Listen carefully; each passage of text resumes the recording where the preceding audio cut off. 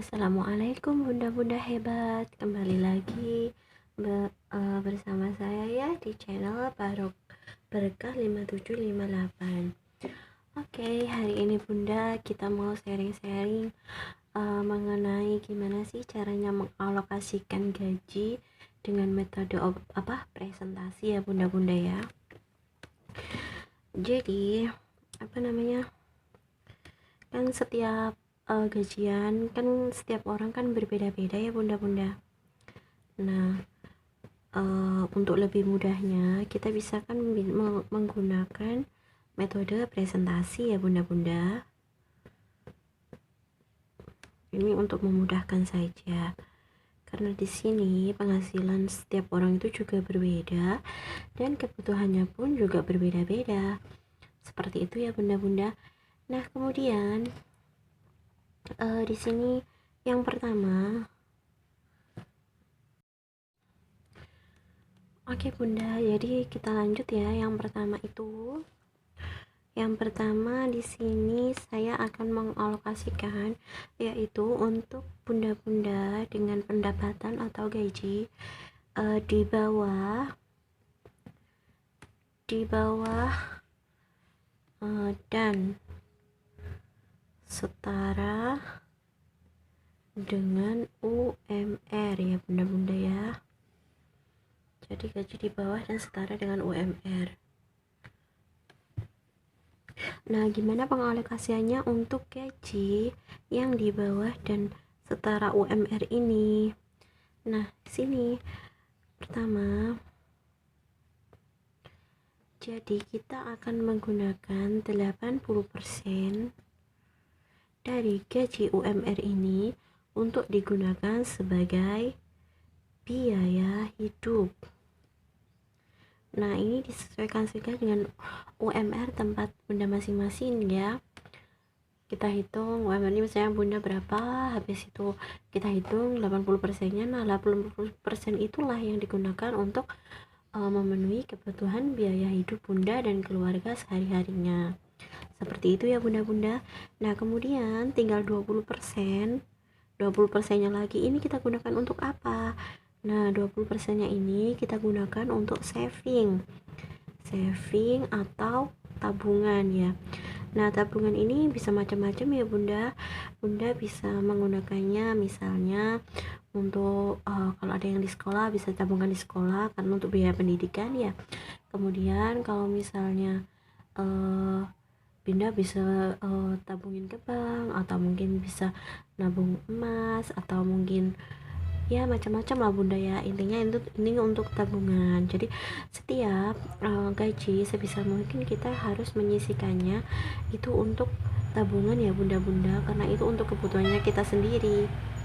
Nah, minimalnya biasanya sih ya sekitar 20% ini, kalaupun tidak bisa ya minimal 10% lah, seperti itu.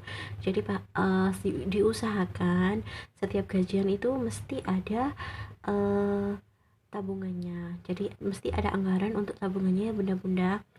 Nah, kemudian selanjutnya untuk gaji di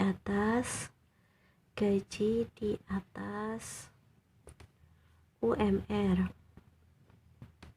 Nah, gaji di atas UMR ini sekali lagi disesuaikan ya bunda-bunda dengan UMR masing-masing. Jadi tinggal hitung aja, tinggal dikaliin aja. Nah, untuk gaji yang di atas UMR di sini saya akan kasih masukan pengalokasiannya. Yang pertama, 50% dari pendapatan di atas UMR tersebut kita gunakan untuk memenuhi biaya hidup sehari-hari. Gitu ya bunda-bunda. Jadi kita gunakan 50%-nya untuk biaya hidup.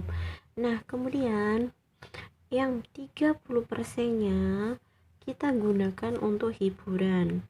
Nah, hiburan ini gini maksudnya bunda-bunda, kalau 50% ini untuk kebutuhan yang utama, jadi kayak makan, kebutuhan mandi gitu-gitu. Nah, hiburan ini masuk dalam kategori misalnya rekreasi kah, atau mungkin ya kebetulan yang bukan termasuk kebutuhan pokok gitulah bunda-bunda, itu bisa kita masukkan di sini, dan besarnya adalah 30% dari total gaji di atas UMR tersebut. Nah, kemudian nabungnya di sini masih tetap ya 20%. Ini digunakan untuk saving dan investasi ya bunda-bunda ya. Ini bisa investasi itu gimana kan, apa namanya, ada investasi itu kan harus mahal, enggak juga ya bunda-bunda. Jadi banyak investasi itu reksadana ya, yang maksud dari reksadana itu cuma 100.000 aja kok bisa kita investasi reksadana. Jadi nggak harus dengan dana yang mahal itu harus investasi, itu enggak seperti itu. Nah di sini tapi untuk memilih investasi usahakan bunda benar-benar mencermati tempat yang akan diinvest tersebut. Jangan sampai kejadian kita udah investasi ternyata bukannya menghasilkan malah uangnya dibawa kabur gitu. Jadi jangan sampai seperti itu. Nah jadi kita harus sebelum invest harus menggali informasi terlebih dahulu untuk tempat yang mau kita invest itu. Nah iya bunda-bunda, untuk investasi ini sebaiknya dipilih yang sudah terpercaya aja. Di bank itu ada investasi, cuman biasanya sih agak mahalan ya. Di reksadana itu biasanya ada kok, cuman itu lagi pinter-pinternya bunda aja. Nanti mungkin di kesempatan selanjutnya mungkin akan saya bagi mungkin tempat reksadana yang mungkin bisa dipercaya gitu ya. Nah seperti itu bunda. Nah kemudian yang ketiga, ini itu untuk gaji yang 10 juta ke atas. Ini itu kalau bagi saya ini udah over ya bunda-bunda. Maksudnya itu bukan over, bisa lah digunakan untuk yang lain-lain dengan uang 10 juta ini, gak hanya untuk kebutuhan rumah tangga aja. Nah di sini kita akan lebih spesifikkan. Jadi untuk 10%, 10%-nya itu kita anggarkan untuk sedekah. Jadi 10% dari 10 juta ke atas terus kita anggarkan untuk sedekah.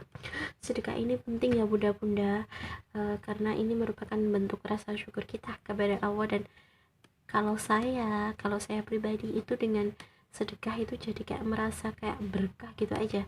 Jadi uang itu kayak nggak sebenarnya nggak cukup jadi cukup aja gitu. Jadi saya seneng gitu kalau misalnya setiap pendapatan itu saya sedekah. Bahkan kalau kan ada itu ya bunda-bunda, sebenarnya bagus itu setiap kita menerima pendapatan usahakan kita langsung mengambilnya untuk sedekah, minimalnya itu 2,5%. Nah di sini kenapa tidak saya anggarkan di gaji yang di bawah setara UMR ataupun gaji yang di atas UMR.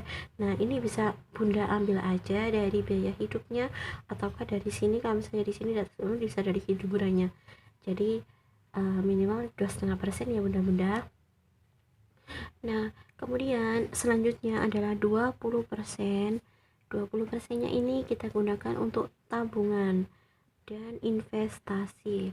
Jadi, untuk yang berpenghasilan, untuk bunda-bunda yang berpenghasilan di atas 10 juta ke atas, itu 20%-nya bunda bisa simpan untuk saving dan investasi, untuk tabungan dan investasi ya bunda-bunda. Kemudian untuk 30%-nya kita bisa gunakan untuk menyicil, untuk membayar cicilan apapun. Misalnya bunda belum memiliki rumah, nah ini bisa dicicil dengan 30% ini. Atau misalnya bunda kepengen mobil gitu, bisa dicicil dengan menggunakan anggaran ini. Ya banyak lah bunda, yang penting kan kalau dengan uang segini kan bisa diatur ya bunda-bunda. Insya Allah untuk kedepannya kan bisa digunakan untuk macam-macam, maksudnya untuk membeli apa gitu kan bunda-bunda. Nah di sini jadi untuk cicilannya dianggarkan 30%. Jadi kalau misalnya bunda-bunda mau ngambil KPR untuk rumah ataupun untuk mobil usaha, kan cicilannya tidak lebih dari 30% ya bunda-bunda. Kemudian yang terakhir adalah 40%-nya. 40%-nya ini kita gunakan untuk biaya hidup.